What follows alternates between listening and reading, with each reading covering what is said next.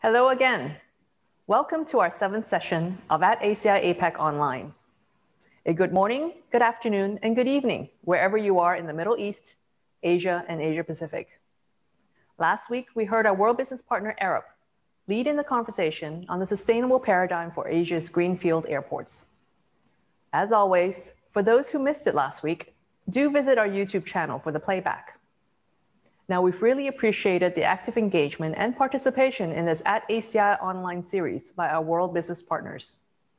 Did you know that the ACI Asia Pacific World Business Partner Program has over 100 members representing different business sectors serving the aviation ecosystem?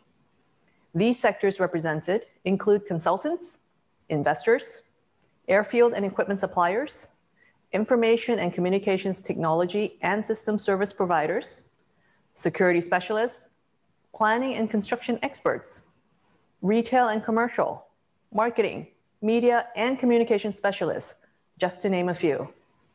So if you're an airport procurement specialist seeking to source some new contacts, do check out our World Business Partner Program directory. More recently, we welcomed into membership a new sector, insurance broking and risk management. We're excited to have Marsh with us and lead in the conversation today. But before I introduce our moderator for today, check out this video. After an unprecedented year for airports with grounded planes and plummeting foot traffic, the airport landscape has been forced to rapidly evolve. With significant changes and a new normal, airport risks have radically evolved from what they were. A well-developed risk management program is essential to mitigate the changing risk profile. Introducing Marsh Airport Group, providing leading risk advisory and insurance solutions to the global airport community, with an emphasis on risk before insurance and consolidating Marsh's collective industry knowledge to allow the airport sector to manage risk and unlock possibility.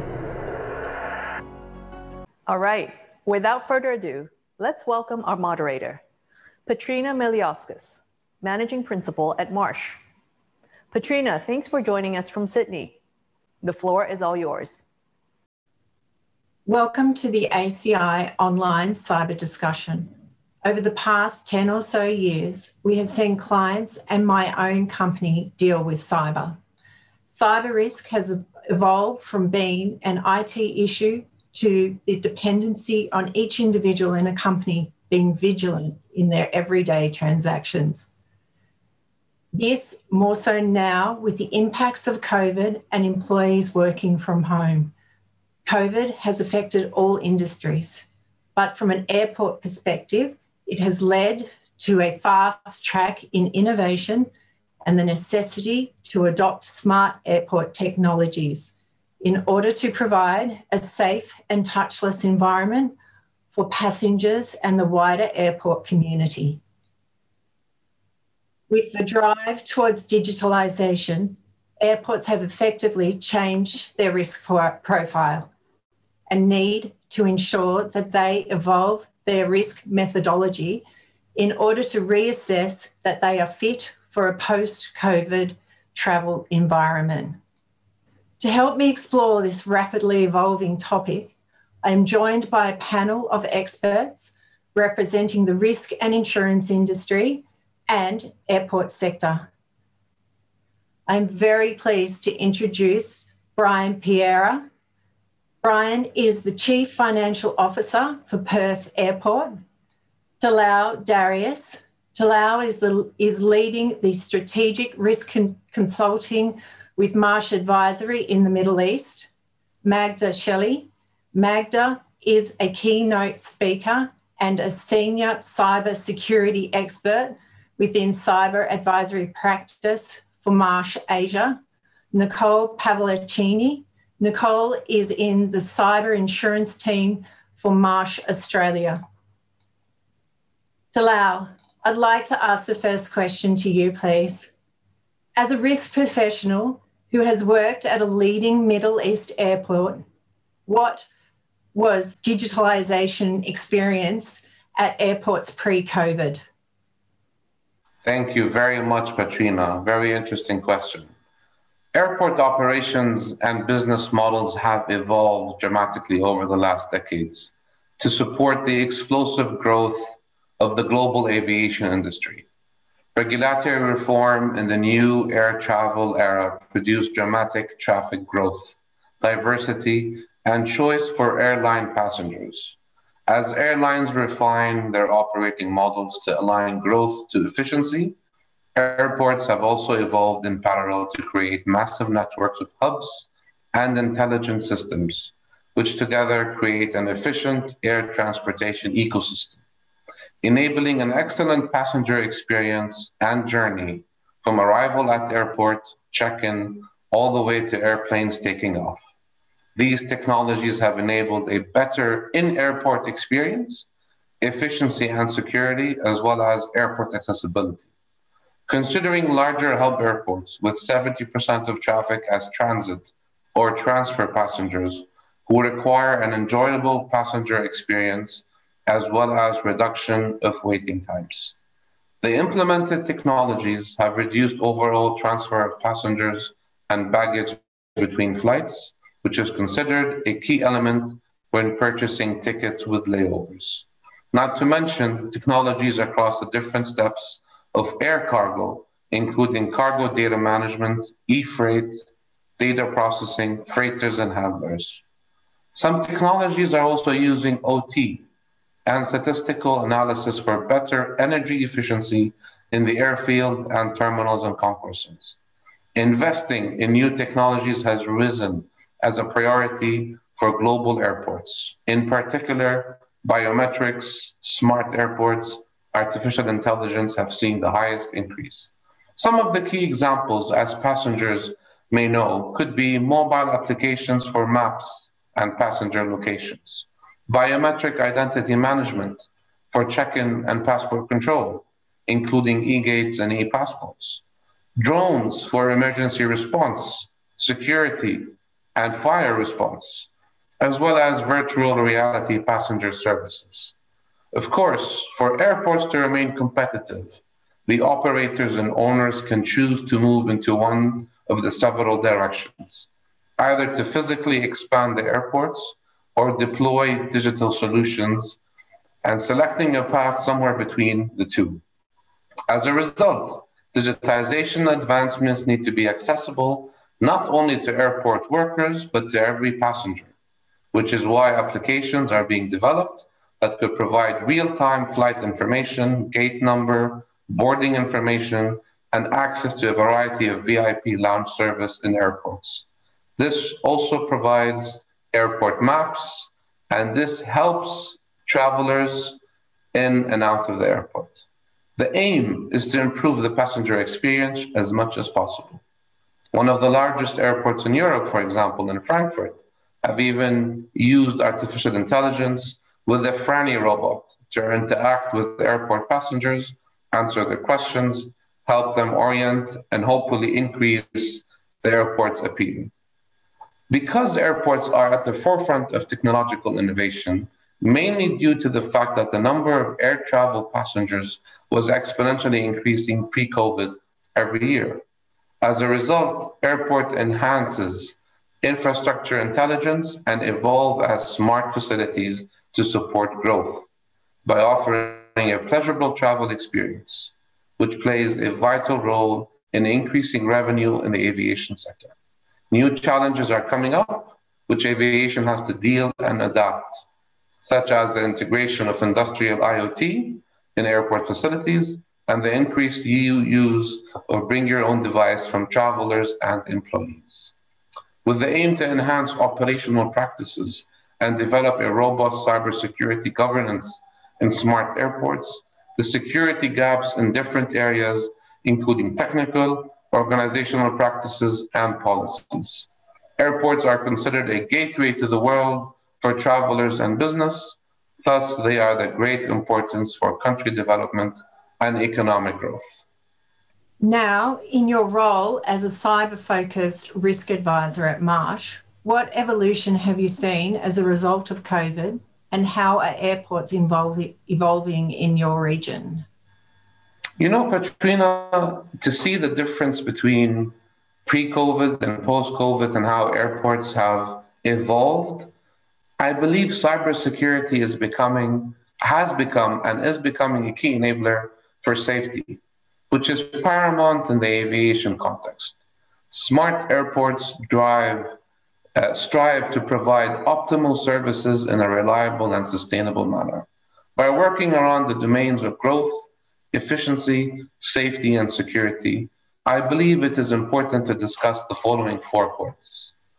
Importance of implementing effective, user-friendly technologies at each passenger touchpoint to protect passengers and the airport community staff.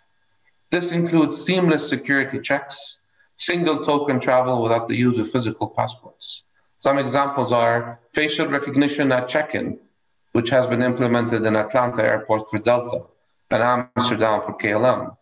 The use of barcode scanners or facial recognition for lounge access, which is used by Alaska Airline lounges and Dubai airports. Self-bag drop, such as the one used at Changi Airport and travelers using Air New Zealand. And of course, the non-intrusive iris cameras used for immigration at Dubai airports. Number 2, the use of technologies which do not enable transmitting of infectious diseases.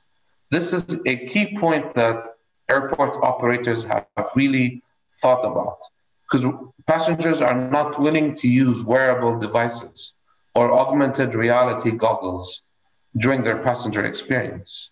However, many airports have implemented technologies to monitor air quality, not just from a smoke or high CO2 levels, but to ensure infectious diseases are not being transmitted from AC air filtering systems.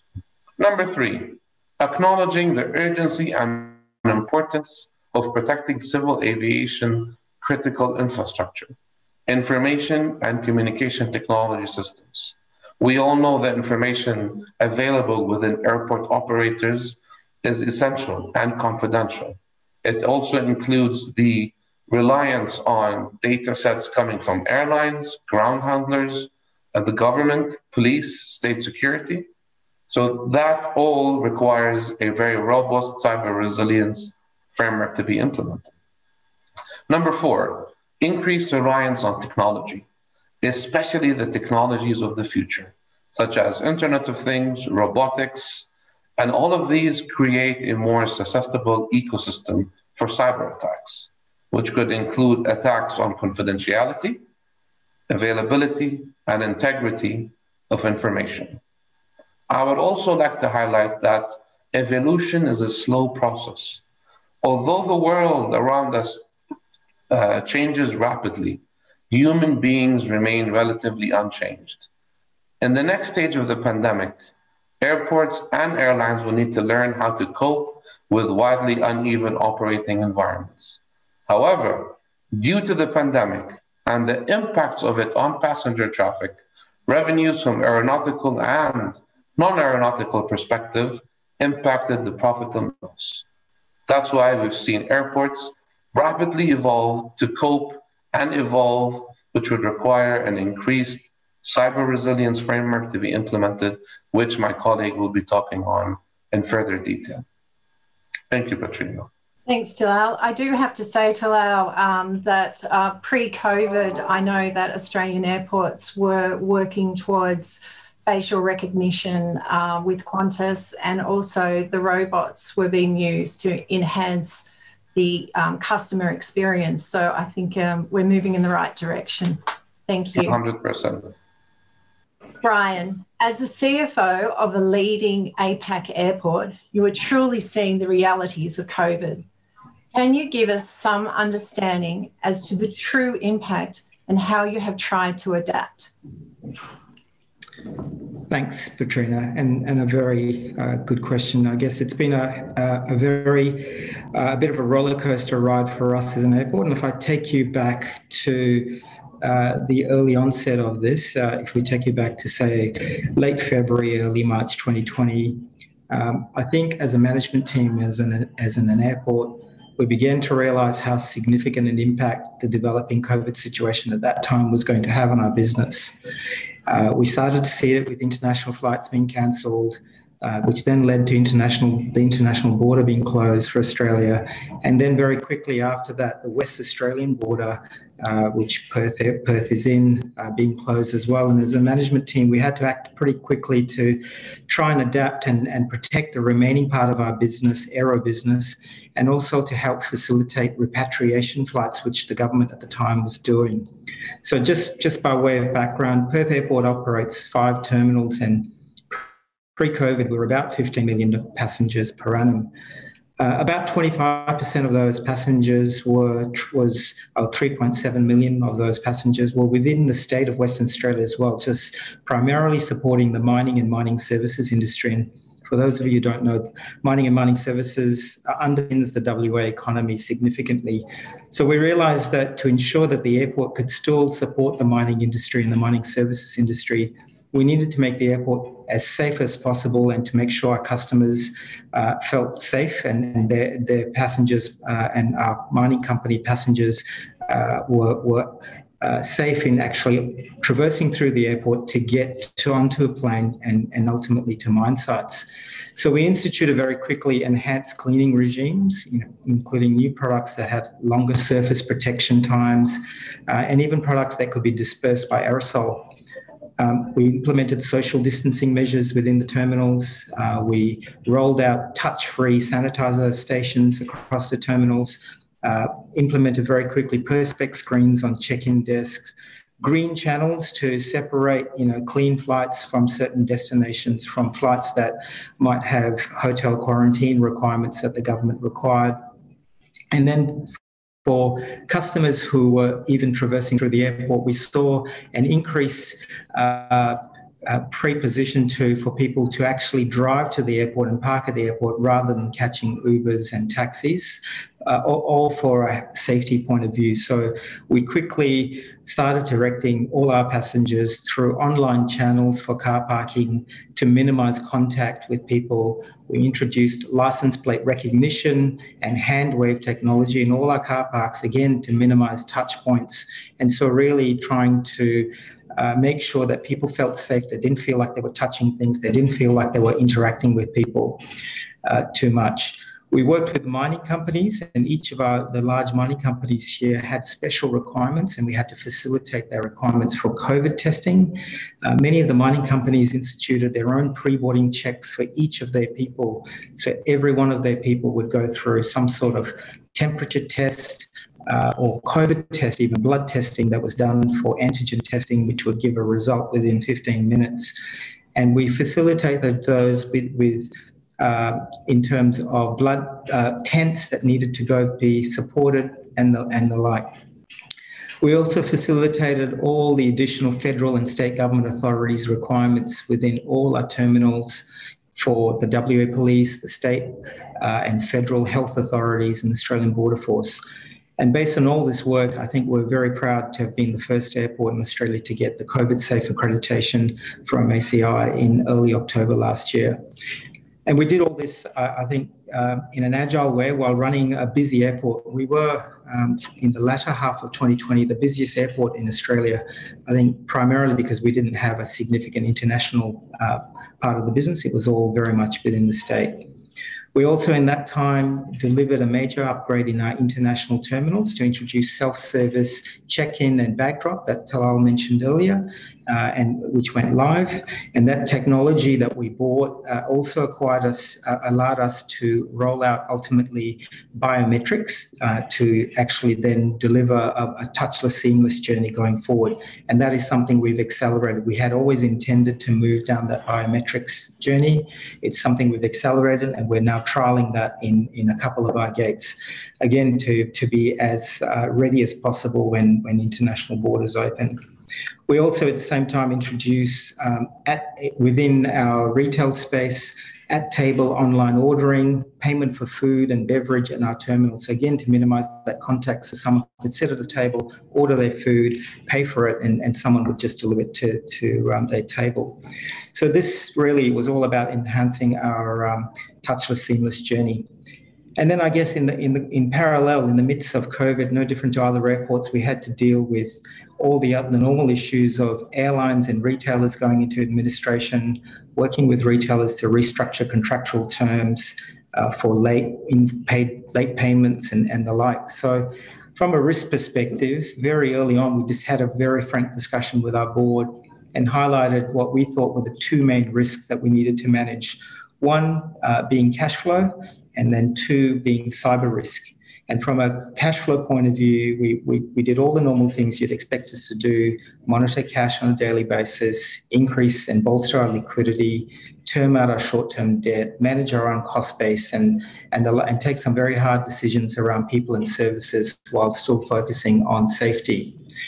And from a cyber risk, there were some new problems that we face. People working from home introduced new risks in terms of access to systems, but also processes, making sure that from a cyber risk perspective, people couldn't actually take advantage of that and, penetrate our systems through, fraudulent financial transactions, or even just hacking or hijacking our systems.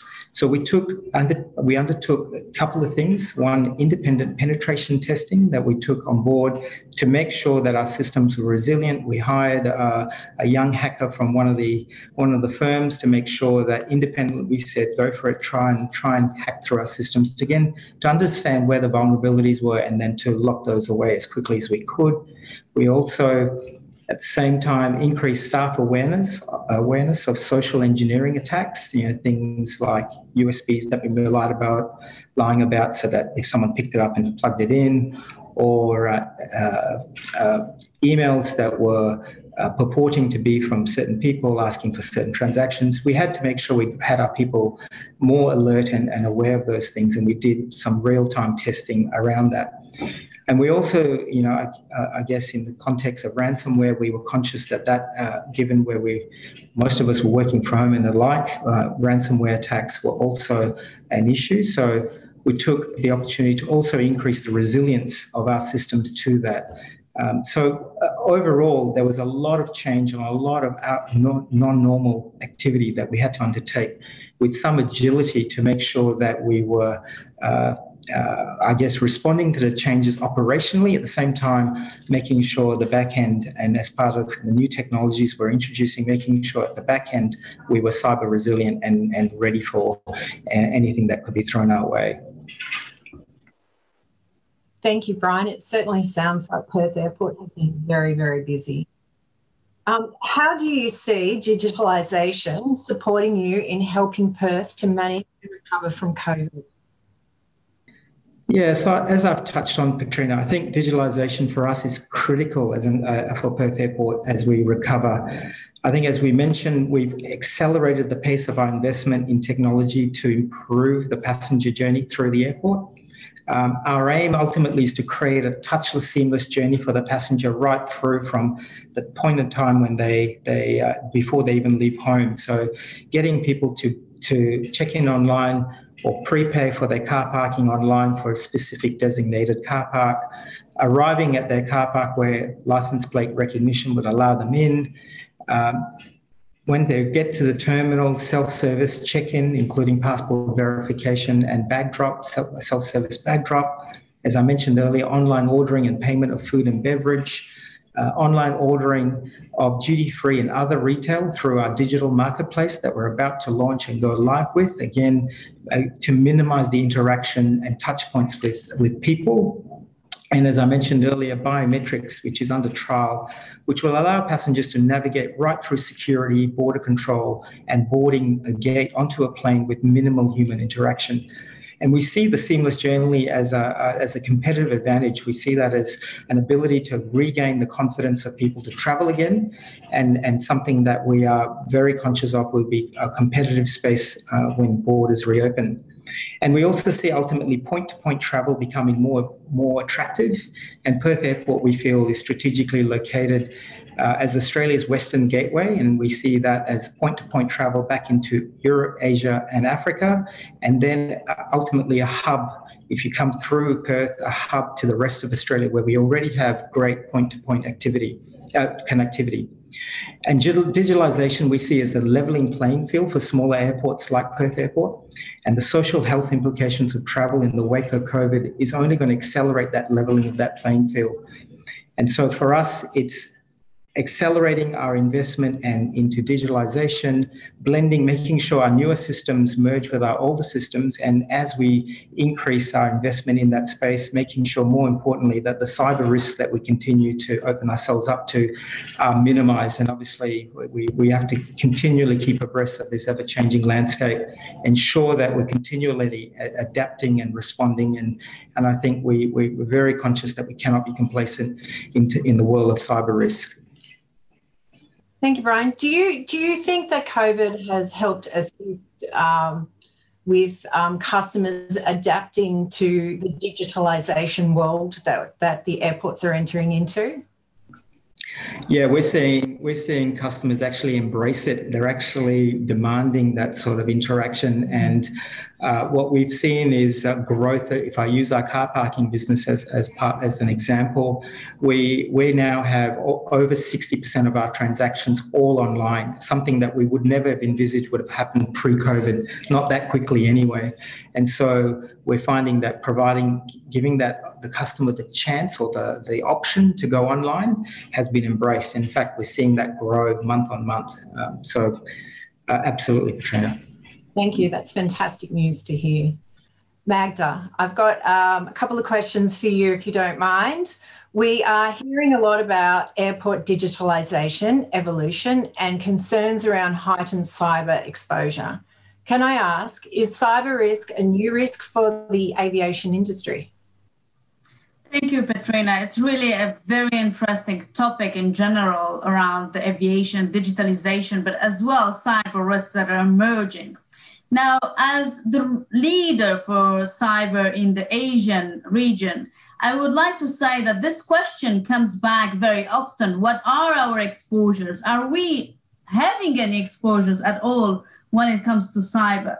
So let me take a step back and put everything in context. We're talking in the aviation industry about an environment that is pretty complex, where we have not only different assets part of the environment, including information technology assets, but as well OT, like Talal mentioned, operational technology asset. But as well, we have a very important number of stakeholders. Those stakeholders can be passengers, can be third parties, airlines, providers. And basically, we have, again, a very complex environment. Now, all those assets are being exposed to particular threats. And when they are exposed to particular threats, cyber criminals are able to exploit those threats and perform their cyber attacks. And as such, I will start with a very simple and probably very relatable example for the aviation industry. A cyber attack on a baggage handling system. So this system is using the traditional legacy systems, industrial systems. And while often we might perceive that they are not hackable, and I'm being very careful here about the word that I'm using, they are, and they might be as well being very much more exposed than the information technology or the enterprise systems as such. Why? Because they are legacy systems, because they are old industrial systems, and therefore they do not have a lot of security controls in place. Now, this particular example that I mentioned, a baggage handling system compromise, might actually lead to significant disruption in case of an attack. And the attack can happen with just a malicious software being uploaded into that system. Now, of course, the disruption not only leads to serious disruption for the passengers, but for the airlines in general and for the airport in general as well.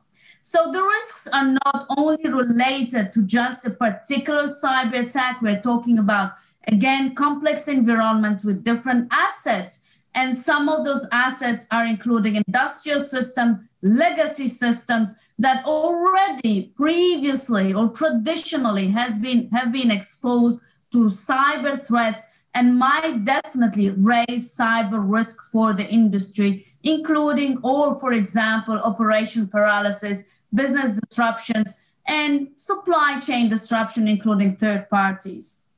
And while we already have those exposures with traditional systems and legacy systems, now we are talking with digitalization and the adoption of new technologies. Thank you, Magda.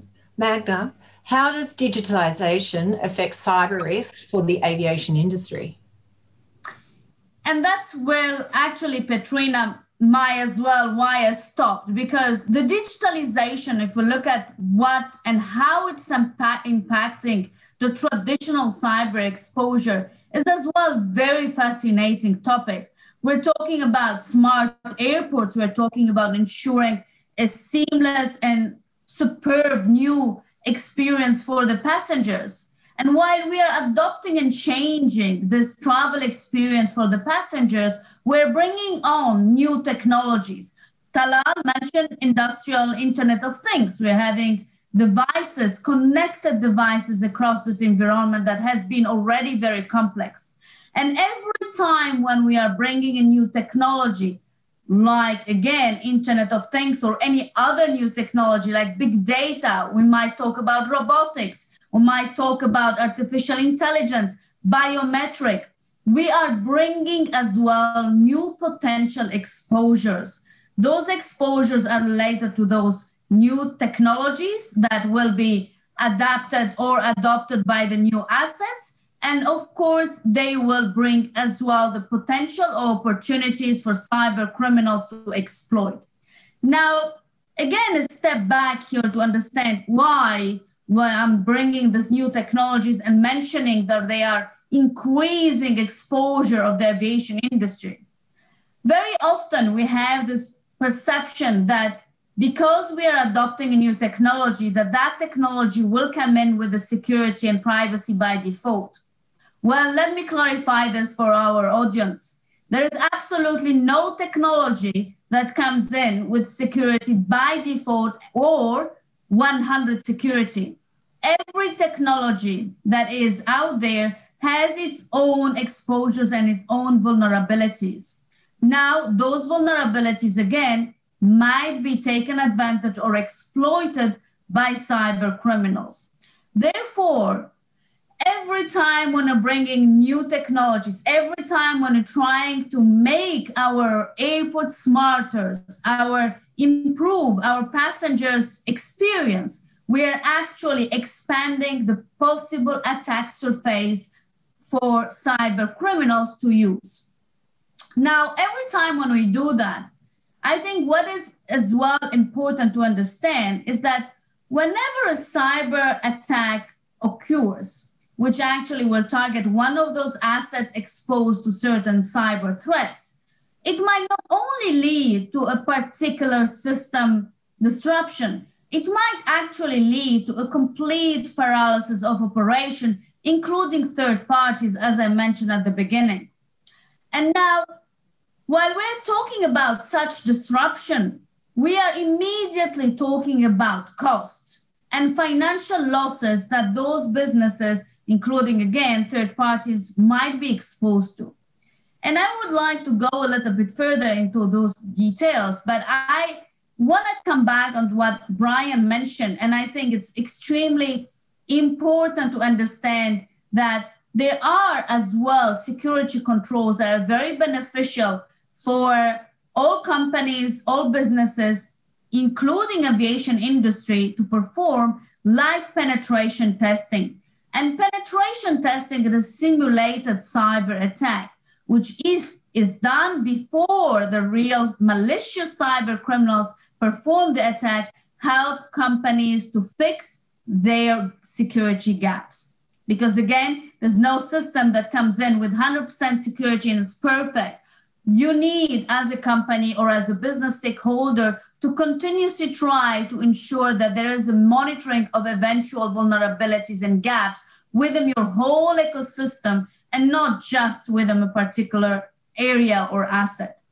So now, whenever we're talking about those cyber attacks and eventually performing simulated cyber attacks, as I mentioned, it might lead to various cyber risks that materialize.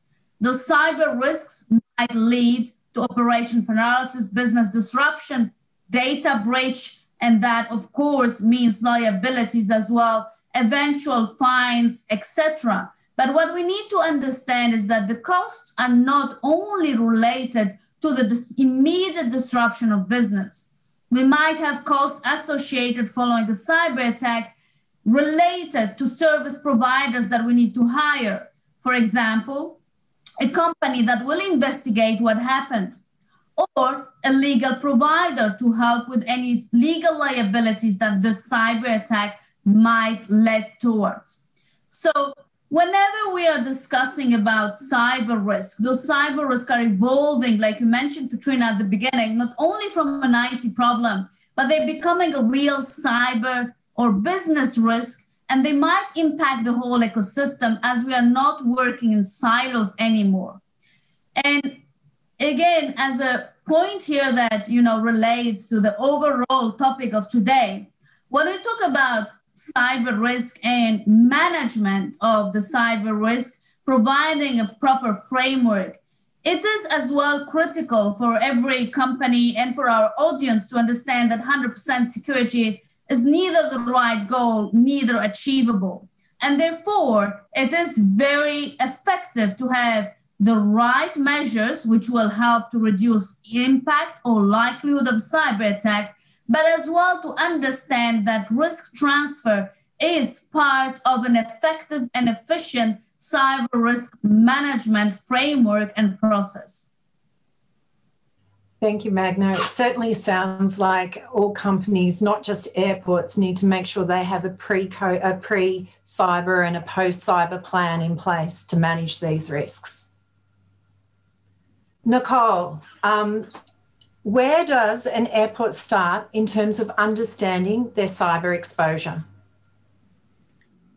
Thanks, Petrina. That's a really good question, and something I think from an insurer perspective they somewhat grapple with. So what Magda alluded to, the key risk exposures for the aviation industry are some of the aircraft operations, the baggage handling systems, the air traffic control. And from an insurer perspective, they really want to understand what the impact might be across the suite of the insurance policy. So what does that supply chain impact look like? So how does an organisation understand what their cyber risks are? So firstly, it's important for organisations to understand what cyber loss scenarios they might face and how they could impact the business, particularly going further around the supply chain impact as well, which has been touched on quite frequently throughout today's session. Following that, we would then ultimately tailor a cyber risk register using language that the organisation speaks to. So not insurance language, not IT, quite layman's terms, so everyone within the organisation can understand the risks associated with that. It's important once those two steps have been undertaken that all cyber risks are shared with the stakeholders, and you can do that by undertaking board level presentations or workshops which might bring out further risks that the businesses face. Looking at the risk register, you then obviously have a set of exposures that the organisation is faced with. So what do we do with that?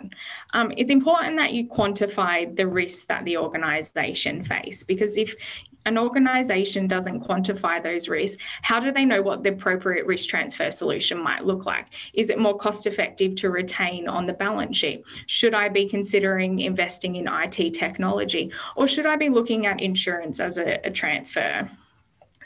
So forecasting the direct exposure based on the cyber risks that have been identified throughout the risk register and looking at what the impact might be.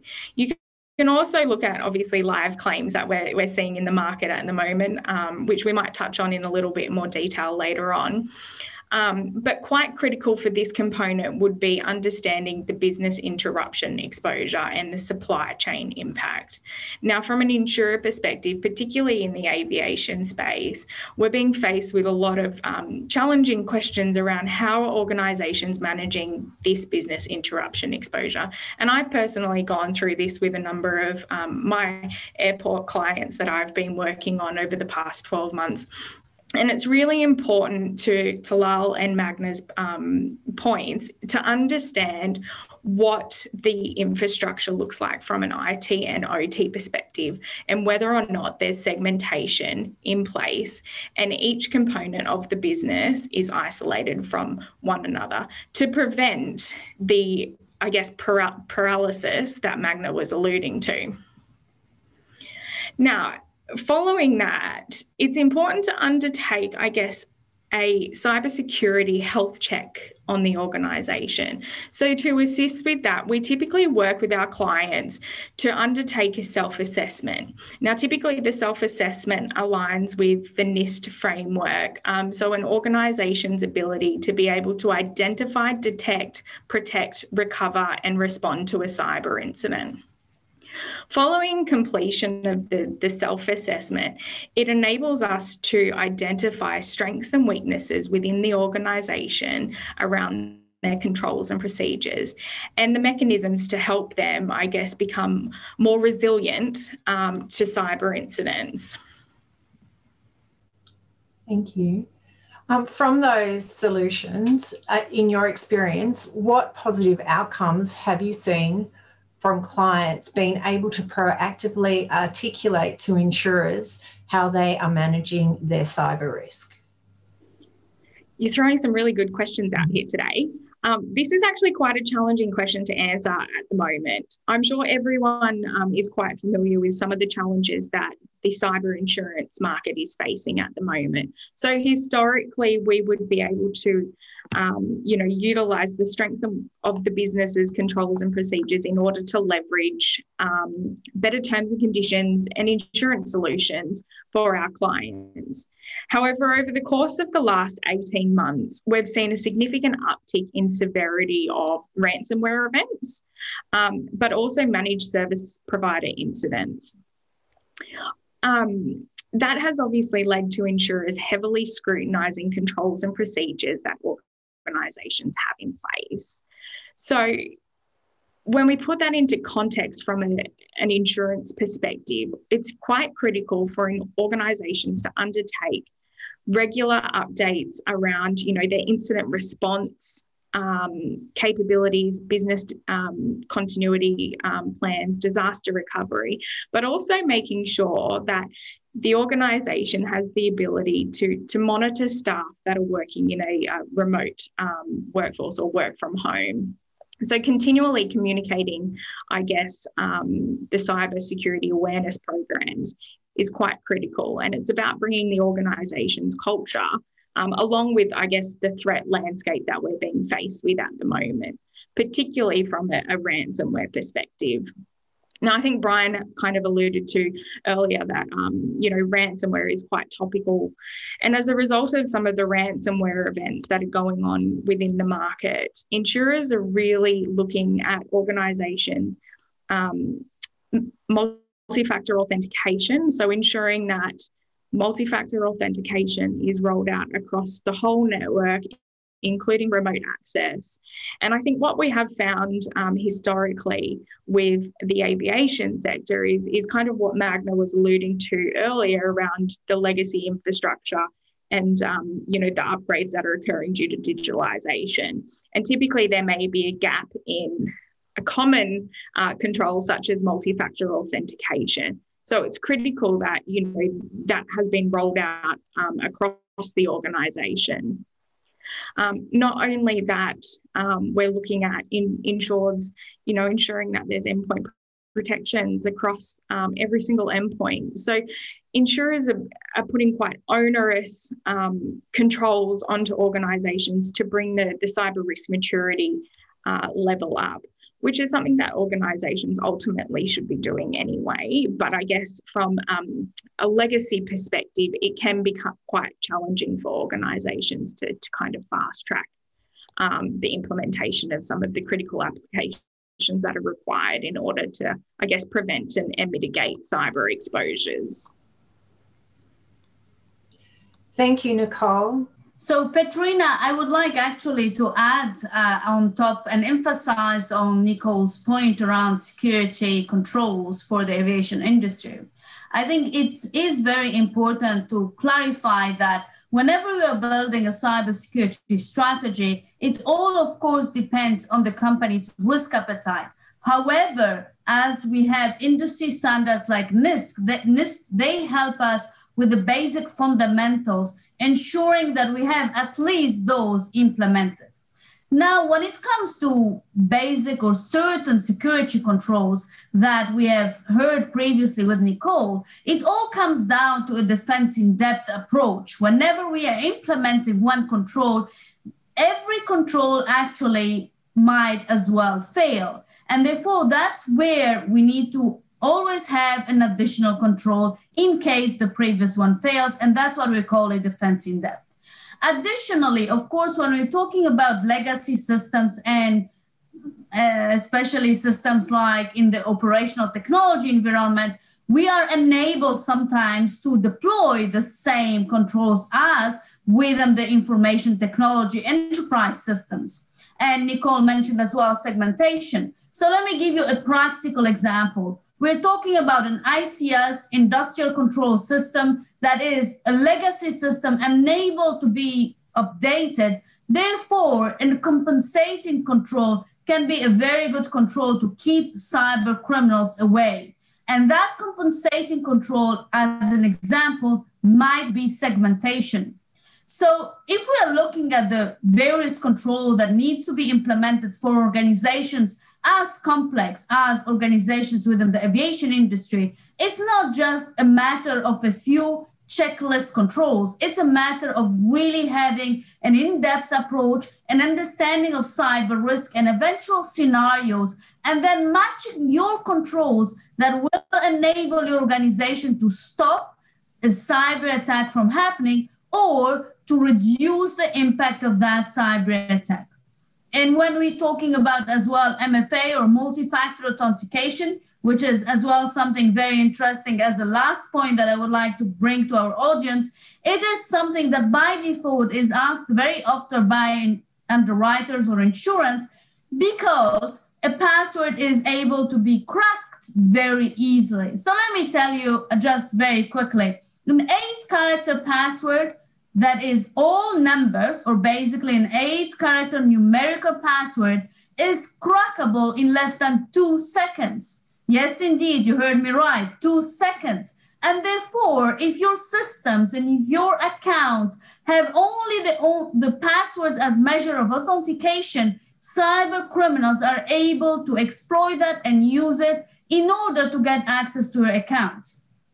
Therefore, this is why we recommend, whenever possible, to implement multi-factor authentication. Now, again, as a last point, aside from this tip, remember, it's not about just a few controls. It's about understanding your assets, having a very clear visibility of the threats that the assets are exposed to, and then deploying the controls that will stop those threats from being exploited by cyber criminals. The approach needs to be a defense in-depth approach because a security control can fail as well. And therefore, if you have a defense in-depth, another security control will be able to eventually stop or reduce the likelihood, as I mentioned, of a cyber attack. So it is all about a continuous journey. It's not about one day or 1 week exercise. It's about having a proper cyber risk management, including identification, mitigation, but as well transfer, all helping you to ensure a cost-effective management of cyber risk. Thank you, Magda. Nicole, with the change in environment, how is the insurance market reacting? Thanks, Petrina. So from an insurance market perspective, over the last 8 to 10 months, we have seen a significant increase in the severity of ransomware. Ransomware is continually causing insurers, I guess, grief, particularly given the quantum that we're now seeing from an initial demand perspective.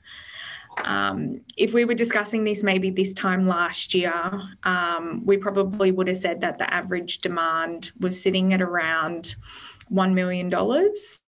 As of, I guess, the end of Q1 this year, we would say that the average ransom demand is now sitting at $10 to $15 million, with the largest ransom actually being paid just this month of $40 million, sorry. And that was for an insurance company. So as a result of, I guess, the ransom demands and obviously the ongoing impact from a business interruption perspective, the costs of restoration, the insurance market has hardened quite quickly. So not only are we being faced with the severity of ransomwares, we're now starting to see large aggregation risk exposures. A lot of organisations are using outside service providers to assist them in, I guess, their operating businesses. So the likes of Microsoft, as an example. In December last year, there was an increase in systemic risks such as SolarWinds, Acelion, the Microsoft Exchange. Now, as a result of these, insurers are now looking at how many of their insureds utilise outside service providers so they can understand what the increase in claims activities may be when one of these large service providers is impacted. So that's having quite an impact from an insurer perspective. But those three incidents that I've mentioned are also having an impact on insured's supply chain, which is quite similar to what the risk can be faced from an aviation perspective. Given all of this, the insurers are becoming quite reactive and their loss ratios are worsening. So that's leading to corrective action.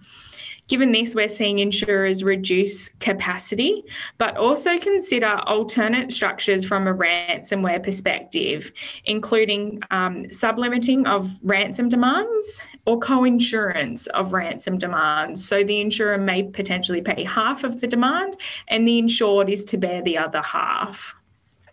This is to assist them in, I guess, returning to profitability or maintaining profitability to ensure that, moving forward, the insurance market is sustainable. Now, in terms of the threats that we've just kind of discussed, there is a trend and it's typically across critical infrastructure.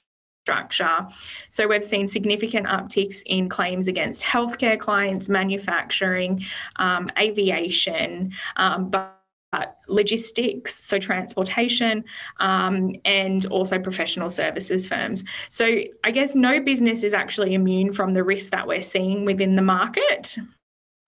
And as a result of that, I think, we've all collectively talked about, the controls and procedures organisations need to have in place in order to, one, obtain insurance, but also maintain that moving forward, because insurers' underwriting guidelines are now focused on insureds having a better risk and their risk maturities being higher. And should those insureds not meet their minimum standards, they're actually starting to decline businesses, and therefore some clients can't get insurance unless they go through the process of ensuring that they're prepared, they have the right controls in place, they can identify and protect, mitigate and contain and respond to an incident.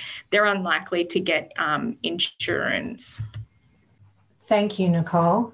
I think we can safely say that the airport sector's cybersecurity has changed since COVID, paving the way for advancements in technology beyond the pre-COVID environment, with facial recognition, robots, self-check-in baggage systems and other like systems to improve passenger experience and safety. This requires continual review of controls. I would like to thank our panellists today, Talal, Brian, Magda and Nicole, for your time to review cyber risk. Thank you to all of you for joining us for today's ACI online presentation. Thank you, Petrina, and all the panellists for your time, especially since several of you are in different parts of Australia and your day is winding down already. Magda, we still have time for an afternoon coffee, while Talal, you still have a full day ahead of you. Now we'll stay online in the chat box for a few more minutes in case anyone has burning questions.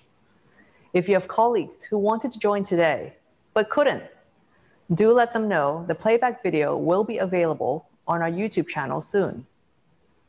Now, don't forget to join us next week for the grand finale of @ACI APEC Online.